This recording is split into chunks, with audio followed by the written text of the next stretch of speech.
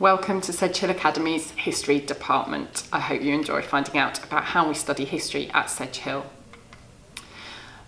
Often our students ask us, why should we study history? And we've got loads of really good reasons why. One of the most important is that we want our students to get a really coherent knowledge and chronological understanding of both British and wider world history. We also want to inspire them to know more about the past. We want them to learn to ask perceptive questions about the past, to think critically, to weigh evidence, assess arguments, and develop perspective and judgment, and be able to express that verbally and in writing. We also want our students to understand the complexities of people's lives, the processes of change through time, and the diversity of different people's experiences. We also want them to make sense of today's world using their knowledge of the past. So what do we study? Well, in years 7 to 9, we follow a curriculum that takes us through from about the year 1000 right the way through to modern British 20th century history. And along the way, we look at things like religious change, we look at the slave trade, and many other key moments in history. And there's much more information about our curriculum at Key Stage 3 on the website. We really have tried hard over the last few years to make our history curriculum diverse. So we study people and events across a series of more than 1,000 years. We study a range of places in the world, local, national and global. We include studies of women, people of colour, rich and poor, and people of different religious faiths. At GCSE, we study 4 units. The first one is Anglo-Saxon and Norman England.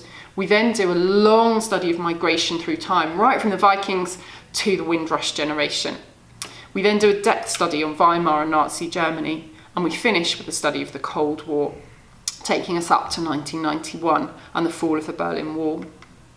At A-level, we continue some of that exploration of key themes about power and democracy and about rights. And so in year 12, we study American history in the 20th century and Indian history, their search for independence from British rule.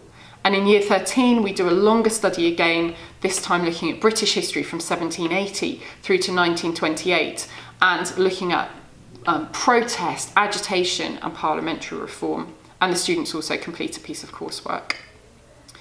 At Sedgehill, our Key Stage 3 lessons are 100 minutes long, and that is once per week. At GCSE, slightly more, and at A-level, more lessons again. And all lessons start with the teacher starting with some talking and instruction, students then actively engaging with information, sources or interpretations, and then all lessons include some independent practice, usually written tasks of at least 1 paragraph. Our history department is in C block at Sedgehill Academy. All our history teachers are experienced and have studied history to a degree level. We run lots of trips and have speakers and events in school. For example, Maritime Museum in Greenwich, an English Civil War group coming in the spring term. We run a Holocaust survivors event for our year 9 students, and we take students on trips during Cultural Capital Week in the summer. We also talk to students about careers linked to history, ranging from working in libraries to archaeology to the law and the police. And these are important links that we make for our students to future careers. I hope you've enjoyed finding out more about the History Department at Sedgehill Academy.